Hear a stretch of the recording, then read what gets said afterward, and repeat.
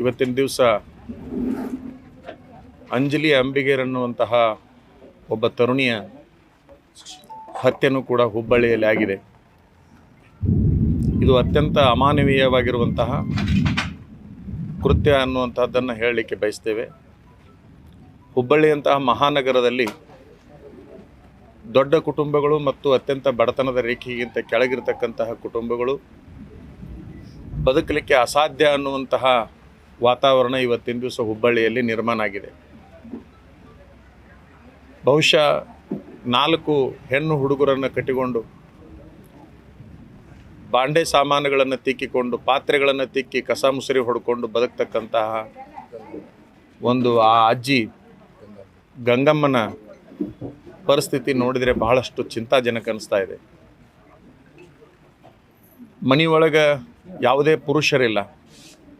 4 ಹೆಣ್ಣು ಮಕ್ಕಳಲ್ಲಿ 2 ಜನ ಓದುವ ಹೆಣ್ಣು ಮಕ್ಕಳಿದ್ದಾರೆ, 2 ಜನ ದುಡಿಯುವ ಹೆಣ್ಣು ಮಕ್ಕಳು.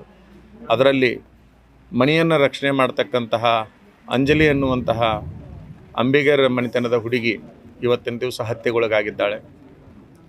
ಇಲ್ಲಿಯವರೆಗೆ ಆ ಹುಡುಗನನ್ನು ಬಂಧಿಸದೇ ಇರುವಂತಹದ್ದು ಪೊಲೀಸ್ ಇಲಾಖೆಯ ವೈಫಲ್ಯವನ್ನು ಎತ್ತಿ ತೋರಿಸ್ತದೆ.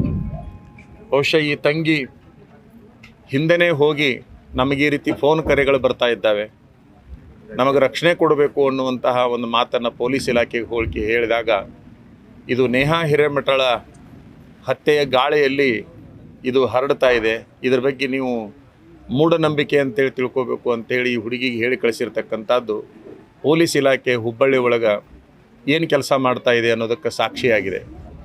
ಅವತ್ತಿನ ದಿವಸ ಒಂದು ಓದುವ ವಿದ್ಯಾರ್ಥಿನಿ ಶಾಲೆಗೆ ಸ್ಟೇಷನ್ನಿಗೆ ಹೋಗಿ ತನ್ನ ದುಃಖವನ್ನು, ತನ್ನ ನೋವನ್ನು, ತನಗಾಗುತ್ತಿರುವ ಅನ್ಯಾಯವನ್ನು ಹೇಳಿಕೊಂಡಂಥ ಸಂದರ್ಭದಲ್ಲಿ ಆ ಕ್ಷಣದಲ್ಲಿ ಪೊಲೀಸ್ ಇಲಾಖೆಯವರು ಜಾಗೃತರಾಗಿದ್ದರೆ ಬಹುಶಃ ಇವತ್ತು ಆಗಿರುವಂತಹ ದುರಂತವನ್ನು ತಪ್ಪಿಸ್ಬೋದಾಗಿತ್ತು ಅನ್ನುವಂಥದ್ದು ಎದ್ದು ಕಾಣ್ತದೆ ಅಂತಕ್ಕಂಥದ್ದು.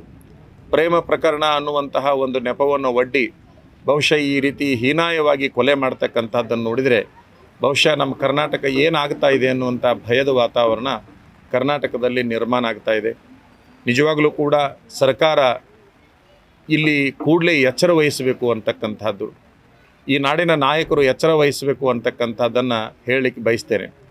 ಬಹುಶಃ ಚುನಾವಣೆ ಇತ್ತು ಅನ್ನೋ ಒಂದು ಕಾರಣಕ್ಕಾಗಿ ನೇಹಾ ಹಿರೇಮಠರವರ ಕೊಲೆಯನ್ನು ರಾಷ್ಟ್ರದತ್ತಕ್ಕೆ ಒಯ್ದರು ಇಲ್ಲಿಯ ರಾಜಕಾರಣಿಗಳು. ಇವತ್ತಿನ ದಿವಸ ಅವ್ರು ಯಾರೂ ಇಲ್ಲಿ ಇಲ್ಲದೇ ಇರುವಂತಹದ್ದನ್ನು ನೋಡಿದರೆ ಎಷ್ಟು ನೀತಿಗೆಟ್ಟು ನಾಚಿಕೆಗೆಟ್ಟು ರಾಜಕಾರಣಿಗಳು ನಿಂತಿರ್ತಾರೆ ಅನ್ನೋದಕ್ಕೆ ಇದು ಒಂದೂ ಕೂಡ ಸಾಕ್ಷಿಯಾಗಿದೆ ಅನ್ನುವಂಥದ್ದನ್ನು ಈ ಸಂದರ್ಭದಲ್ಲಿ ನಾವು ಹೇಳಲಿಕ್ಕೆ ಇಚ್ಛಾಪಡ್ತೇವೆ ಅಂತಕ್ಕಂಥದ್ದು. ಬಹುಶಃ ಅವತ್ತಿನ ದಿವಸ ಅದನ್ನೊಂದು ಬೇರೆ ದಾರಿಗೆ ಒಯ್ತಕ್ಕಂತಹ ಪ್ರಕರಣವನ್ನು ಮಾಡಿದರು. ಇದನ್ನು ಯಾವ ದಾರಿಗೆ ಒಯ್ದು ಎಲ್ಲಿ ನಿಲ್ಲಿಸ್ತಾರೋ ಅಂತಕ್ಕಂತಹ ಒಂದು ಅಳಕು ನಮ್ಮೆಲ್ಲರಲ್ಲಿ ಇದೆ ಅನ್ನುವಂಥದ್ದನ್ನು ಈ ಸಂದರ್ಭದಲ್ಲಿ ಹೇಳಲಿಕ್ಕೆ ಇಚ್ಛಾಪಡ್ತೇವೆ. ಬಹುಶಃ ಶೀಘ್ರವೇ ಸರ್ಕಾರ ಇತ್ತ ಗಮನ ಹರಿಸಬೇಕು. ಅವರಿಗೆ ಇರಲಿಕ್ಕೆ ಮನೆ ಇಲ್ಲ, ಆ ಇರಲಿಕ್ಕೆ ಒಂದು ಕೂಡಲೇ ಇದೇ ವಾರದಲ್ಲಿ ಒಂದು ಮನೆಯನ್ನು ಸರ್ಕಾರ ಅವರಿಗೆ ಕೊಡಬೇಕು ಅಂತಕ್ಕಂತಹ ಒಂದು ಬೇಡಿಕೆಯನ್ನು ಇಡ್ತಾ ಇದ್ದೇವೆ. ಬಹುಶಃ ಆ ವಯಸ್ಸಾದ ಮುದುಕಿಗಾಗಲಿ ಈ ಓದುವ ಮಕ್ಕಳಿಗಾಗಲಿ ಒಂದು ಆಶ್ರಯವನ್ನು ಕೊಡೋದ್ರ ಜೊತೆಗೆ ಒಂದು ಸೆಕ್ಯೂರಿಟಿಯಾಗಿ ಒಂದು ದೊಡ್ಡ ಪ್ರಮಾಣದ ಹಣವನ್ನು ಕೊಡಬೇಕು ಅನ್ನುವಂತಹ ಮನವಿಯನ್ನು ಮಾನ್ಯ ಮುಖ್ಯಮಂತ್ರಿಗಳಿಗೆ ಈ ಮೂಲಕ ನಾನು ಮಾಡಿಕೊಳ್ಳಿಕ್ಕೆ ಇಚ್ಛಾಪಡ್ತೇನೆ. ಬಹುಶಃ ಈ ಸಮಾಜದ ಅಂಬಿಗರ ಸಮಾಜದ ಗುರುಗಳು ನನಗೆ ಆತ್ಮೀಯರಾಗಿರೋದ್ರಿಂದ ಅವರು ಕೂಡ ನಾನು ಈಗ ಮಾತಾಡಿ ಬಂದಿದ್ದೇನೆ ಮತ್ತು ಅವು ಸಮಾಜದ ಎಲ್ಲ ಹಿರಿಯರ ಜೋಡಿ ಈಗ ನಾನು ಮಾತಾಡಿದ್ದೇನೆ. ನಾಳಿನ ದಿವಸ ಪ್ರತಿಭಟನೆಯನ್ನು ಇದೇ ಹುಬ್ಬಳ್ಳಿ ನಗರದಲ್ಲಿ ಇಟ್ಟುಕೊಳ್ಳಲಾಗಿದೆ. ನ್ಯಾಯವನ್ನು ಕೇಳುವಂತಹ ಒಂದು ಪ್ರತಿಭಟನೆ ಅದಾಗಿರ್ತದೆ ಅಂತಕ್ಕಂಥದ್ದನ್ನು ಈ ಸಂದರ್ಭದಲ್ಲಿ ಹೇಳಿಕೊಂಡು ಬಹುಶಃ ಈ ಕುಟುಂಬದ ಜೋಡಿ ಯಾರೂ ಇಲ್ಲ ಅಂತ ಅಂದ್ಕೊಳ್ಳೋದು ಬೇಡ, ಸಮಾಜ ಬೆನ್ನು ಹತ್ತಬೇಕು ಅನ್ನುವಂಥ ಮನವಿಯನ್ನು ಮಾಡಿಕೊಳ್ತೇನೆ.